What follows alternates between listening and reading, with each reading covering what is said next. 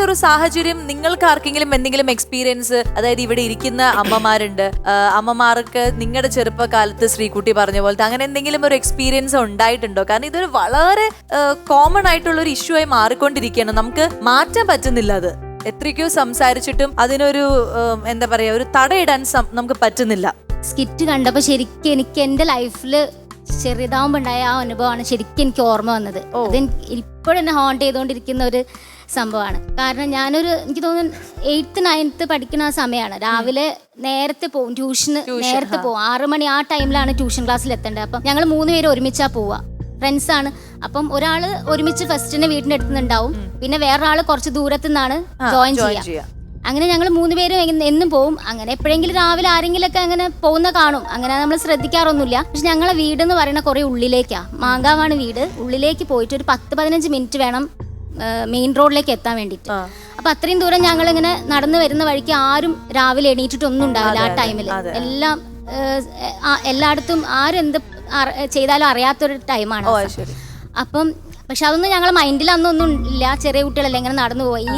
ഇപ്പത്തെ കുട്ടികൾ അത്ര പോലും മെച്യൂരിറ്റി ഒന്നും അന്നില്ലല്ലോ. അപ്പൊ അങ്ങനെ പോകുന്ന സമയത്ത് ഫ്രണ്ട് എന്തോ എടുക്കാൻ മറന്നിട്ട് അവള് പറഞ്ഞു, ഒരാളില്ല അന്ന് ലീവാണ്. അപ്പൊ അവൾ എടുക്കാൻ മറന്നിട്ട് അവള് പറഞ്ഞു, നീ ഇവിടെ നിക്ക്, തറവാട് അവിടെ അടുത്താണ് അവളുടെ, ഞാനത് എടുത്തിട്ട് വരാം, നീ ഇവിടെ വെയിറ്റ് ചെയ്യുന്ന പറഞ്ഞു. അപ്പൊ ഞാൻ അവിടെ വെയിറ്റ് ചെയ്യുന്ന സമയത്ത് ഞങ്ങൾ പോകുന്നതിന് മുന്നേ ഒരാൾ പാസ് ചെയ്ത് പോയിട്ടുണ്ടായിരുന്നു. അങ്ങനെ അയാൾ പോയി ശ്രദ്ധിച്ചില്ല. പക്ഷെ അവൾ ഓടിപ്പോയി.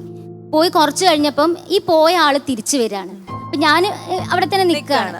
അപ്പൊ അവര് തിരിച്ചു വരുമ്പോ അപ്പോഴും ഞാൻ അത് എന്താണെന്നൊന്നും ശ്രദ്ധിച്ചില്ല. പിന്നെ അയാൾ ചെയ്യുന്നത്, അയാൾ പാന്റിന്റെ സിബ് അഴിക്കുകയാണ്.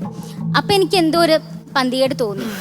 അപ്പോൾ എന്നിട്ട് ഞാൻ എന്താ ചെയ്യേണ്ടതെന്നുള്ളത് എനിക്ക് മനസ്സിലാവുന്നില്ല. അപ്പം ഞാൻ ഫ്രണ്ടിനെ വിളിച്ചപ്പോഴേക്കും അവൾ പോയിട്ടുണ്ട്. അപ്പം എനിക്ക് തോന്നി ഞാൻ തിരിഞ്ഞ് നടക്കട്ടെ, ഞാനൊന്ന് അവളെ വീട്ടിലേക്ക് പോട്ടെ, എനിക്കിവിടെ നിന്നാൽ ശരിയാവില്ല തോന്നി. അപ്പം അയാൾ ഇങ്ങനെ തിരിച്ചു വരാം. മെല്ലെ ഞാൻ തിരിഞ്ഞ് നടന്ന് ഞാൻ സ്പീഡ് കൂട്ടി നടന്നപ്പോൾ അയാൾ പിന്നിൽ സ്പീഡ് കൂട്ടി നടക്കാൻ തുടങ്ങി. ഞാൻ ഓടി, അയാൾ ഓടി പിന്നാലെ ഓടി വന്നപ്പോൾ എനിക്ക് ഒച്ച ഇടുന്നുണ്ട് ഞാൻ, പക്ഷെ എനിക്ക് ഒച്ച പുറത്തേക്ക് വരുന്നുണ്ടോന്ന് എനിക്ക് അറിയുന്നില്ല. അപ്പം ഓടുന്ന സമയത്ത് അവിടെ ഒരു അമ്പലത്തിലേക്ക് എത്തുന്ന വഴിയുണ്ട്. അത് നമ്മൾ ഈ സർപ്പക്കാവൊക്കെ അല്ലേ, ആ വഴി കൂടെ പോയാൽ അവളെ തറവാട്ടിലേക്ക് വേഗം എത്താം. അപ്പൊ ഞാൻ വിചാരിച്ചു അതിലേ പോവാം. മൊത്തം ഇരുടാണ്. അപ്പൊ ഞാൻ ഓടുന്ന വഴിക്ക് ആ വഴി കൂടെ ഓടി. ഒരൊറ്റ ആൾക്ക് നടക്കാൻ പറ്റുന്ന സർപ്പക്കാവൊക്കെ ആവുമ്പം അത്ര അങ്ങനെ ആൾക്കാർ പെരുമാറുന്ന സ്ഥലമല്ലല്ലോ.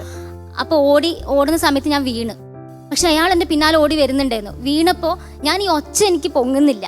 എനിക്കിപ്പോ അത് പറയുമ്പോൾ സത്യം പറഞ്ഞാൽ ഈ ഒരു മനസ്സിലായി. അപ്പൊ എനിക്ക് എന്താ ചെയ്യേണ്ടതെന്ന് അറിയുന്നില്ല. പക്ഷെ ഞാൻ എനിക്ക് എണീക്കാൻ പറ്റുന്നില്ല, മുട്ടൊക്കെ ഉറഞ്ഞിട്ടുണ്ട്.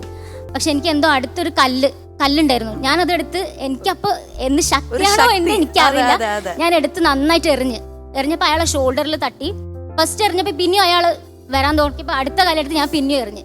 3ാമത്തെ കല്ല് എറിയുമ്പോഴേക്കും അയാൾക്ക് വേദനിച്ചിട്ട് അയാൾ ഒന്നും മിണ്ടാണ്ട് തിരിഞ്ഞിട്ട് അയാൾ പോണത് കണ്ട ഒന്നും സംഭവിക്കാത്ത പോലെ പോയി. പക്ഷെ അപ്പോഴേക്ക് ഫ്രണ്ട് വന്ന്, പക്ഷെ ഫ്രണ്ട് എന്നെ തിരയാണ്, റോഡിൽ എന്നെ കാണുന്നില്ല. അപ്പോഴെനിക്ക് ഒച്ച പൊങ്ങി.